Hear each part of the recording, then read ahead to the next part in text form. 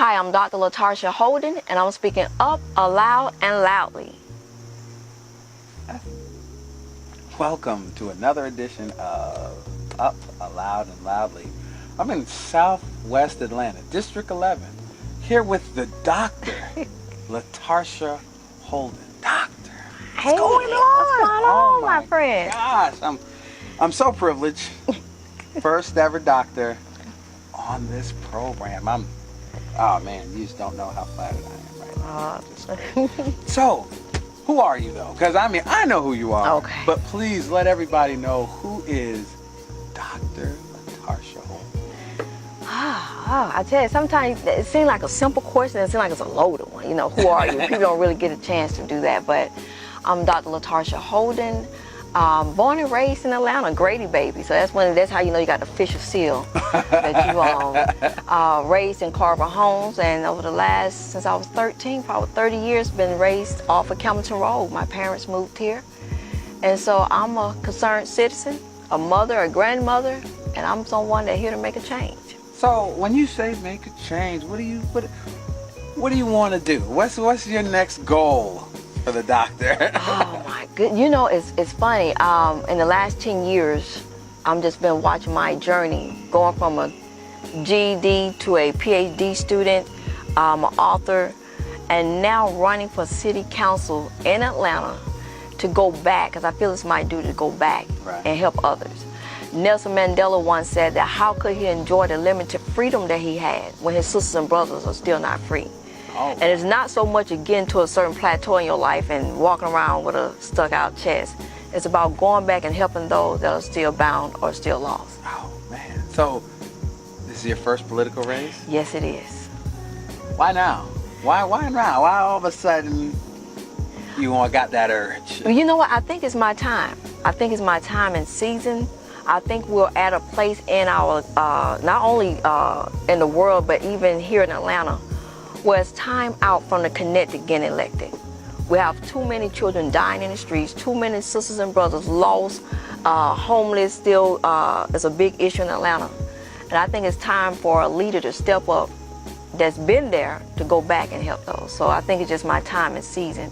So in District 11, right, what have you seen over the course of, let's say, the last 5 years that's you would categorize as the worst of times?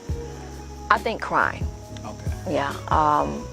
To me, I've been a mother of 6 children, and to have to hear the pain and agony of parents have to go through burial plans for their children is probably the most deafening sound that I can hear. So I think crime, to see our kids that we bore from our loins, are now the vigilantes of our time, the ones that will come and terrorize neighborhoods and communities. It has saddened me over the years. So with that, everything is just not everything's always bad. So what is the best things that you've seen about in the last 5 years? Well, let me see. Okay. Sorry, that question. It's been some growth, some economic development, more on the, I guess, the Cascade side. We had the Walmart come, and we see the Chick-fil-A that's over in that area. But for Camilton Road area, that's just it. There hasn't been any sign of economic growth. The only thing that we've seen in this area, really probably in 30 years, is when they did Everest College in the Greenbrier Mall area. That's the only signs of any economic growth or something coming to the community. So it's been little improvement, but not as much as I like to see. So what do you consider economical growth as opposed to what you haven't seen? Less blighted homes built up, communities. You see more homes that are boarded up. You see more homes that are boarded up. I haven't seen a career center. You're talking about the jobs that are coming to Atlanta and the significant growth that Atlanta City Design says is going to be here by 2020, and yet there is not a career center in District 11. Okay, but I've heard that they're going to put a family fun zone in where the Magic Johnson at in Greenbrier parking lot. Wow. And I guess I can be a little excited about that, bring a couple of maybe minimum wage jobs, $8 an hour. But then what about actually preparing our children, our youth, the working poor for the jobs that's actually going to come in where they can actually get their families out of poverty? You haven't seen that? I haven't seen that. At all? At all. And I've been here since I was about 30 years. I haven't seen anything that actually is going to help the working class poor, the homeless, just our youth, give them a helping hand. So, I must know, is the Beltline, does that affect this area? I think it's going to come around, I think it's probably around mostly the West End to the Lee Street area. It's going to have some effect on District 11. Do you think by having the access to that, you would probably get more of a push for jobs? Or do you think that if there's not someone there saying, hey. you know what? The thing is, the jobs are coming. That's not the problem. Okay. Atlanta City Design said by 2020 we're going to see a significant growth, and not only in population, but also in the jobs that are coming to Atlanta. Okay. The thing is that a lot of those jobs going to go unfulfilled because people are not trained or educated. That's the problem. I haven't seen anything. You know, I don't know what I've looked. Coming from where I've come from, a struggling mother, a high school dropout, I haven't seen anything in this district that's actually here to help build us up and actually prepare us for the future. So, as you say, the jobs are going to come. Okay. That plays a part in regentrification, or gentrification, how you want to say it. What's your thoughts on gentrification? And what's your thoughts on displacement? Because if you're saying that there's not a bridge to, educate the people that are here, but jobs are still going to come, then gentrification and displacement is almost destined to happen. Yes. My thing about gentrification, for me being a former homeless woman with 6 children, I'm definitely big on affordable housing, and I know the effect of not having affordable housing, what it does for a family.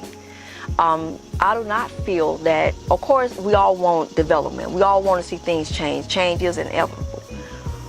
But gentrification should be more of affordable housing in the name of economic development should be more collaborative. Not push out the people that was here before city developers came knocking at City Hall doors. That's the problem. Because in the name of economic development and we trying to increase the community, right, exactly. Give it growth. Exactly. People who have born and raised their children and grandchildren should not be the ones at the expense of that. That's the problem, and so I'm here to make sure when it comes to District 11, when economic development, new housing development come, that someone is actually at the table that's been where the people have been at or at currently. Right. It's one thing to say, even as an ordained pastor, I don't like to minister or talk so much about something I've not been through.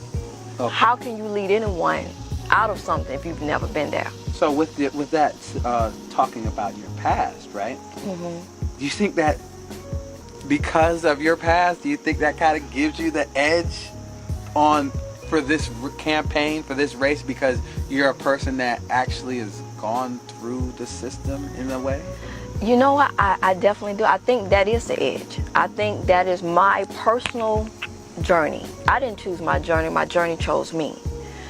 For me to have, can identify with the homeless, the high school dropout, the single mothers, the working class poor, I think that's the edge. My personal belief is, how can you tell me what I need to do or even pass laws or legislation for me if you've never been there? Because most people look at people that are in those positions as lazy. They don't want nothing. But you don't even know. It's hard to come from being homeless. It's hard to come from someone that's given up hope. So for me, I think I do embody hope in the flesh. With that being said, right, so being a part of the system and all that stuff, when it comes to leadership, when it comes to a successful leader, what do you think are the criteria that build up that successful leader? Being a servant leader. We all can say, oh, I volunteer for this or that. But my thing is, can you serve when you didn't have a title? I have a couple of newspaper articles. One article made front cover, and it said, Jonesboro woman helps the homeless. I didn't have a name. I was only known as the Jonesboro woman. Can you serve when nobody knows you? Can you serve? A true leader, service is at the heart of who they are. They don't have to be a part of a board to serve. They don't have to be a part of a committee to go out and do something. When someone do not know you and you don't have a title, a servant leader is probably the most, is the main component at the heart of a true leader. And for me to lead my 6 children out of homelessness and show them how to serve at their lowest. See, for me, it's all begin about what we do at home first, before we go out and say we're going to help others. Wow, that is a powerful word. So, let's say 2 questions. Okay. 1, if you do get elected, what direction do you plan on taking District 11? 2 things. Well, we said 1. I know. The first thing is to put a career center and job in District 11. Not only just for jobs. I used to be a residential contractor. To show other women that there are other jobs that's non-traditional that's out there, and that will actually pay you a nice salary, or as an entrepreneur where you can actually provide for your family. So my thing is not only to bring jobs, but to also have an entrepreneurial, session in the Career Center where they can actually come and I can show them, or have other people, of course, come in to show. But I like hands-on, maybe come in, and actually show a little. So basically like a career development. Exactly. Okay. Exactly. So, is that, you had 2 things you were going to do?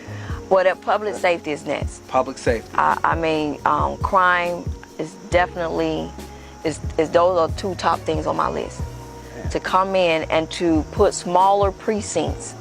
Because it's one thing to just lock up people and lock up, but when we have our children in the system, we need to have the services there. While they're there, they can start working on them, the support services they need, and also enroll them into training and get them a mentor on their way out the system. And I know that, winning is always key on the mind, but if you don't get elected, what direction does Dr. Latarsha Holden go? Well, I wrote a training manual. Out of my 12 books that I've written, I just made 12. I wrote a 4th children's book the other day. Man, you're right. Yes. So out of my 12 books, I wrote a training manual. So I can go back and help. So I would like to start doing workshops and trainings that will help transform the minds of, low income or just people who gave up and don't feel I have a shot. So I started doing workshops and trainings. I would even promote my youth series that I did. I wrote a 4-part youth series on bullying, sex trafficking, teen dating violence, and love and forgiveness. Oh, wow. Actually, issues that our kids are facing. I don't do a whole lot of snuff talk and puff talk. Serious. So actually promote those books to go into the schools to show our kids that somebody cares. So it'll be my workshops and trainings, start that, and then go ahead and promote and talk about the issues that our kids are. You have a plan all the way around? Yes. So if you're debating now, right? And you had a question to ask one of the other candidates, what question would that be? Outside of you being your volunteerism that you say you've done, outside of that, what have you done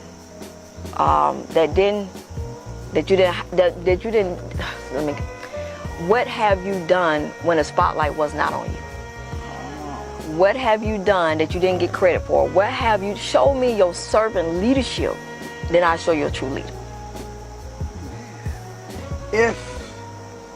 I really appreciate it. I mean, you just don't know. I'm really in awe. But I want to, if you were to go back in time.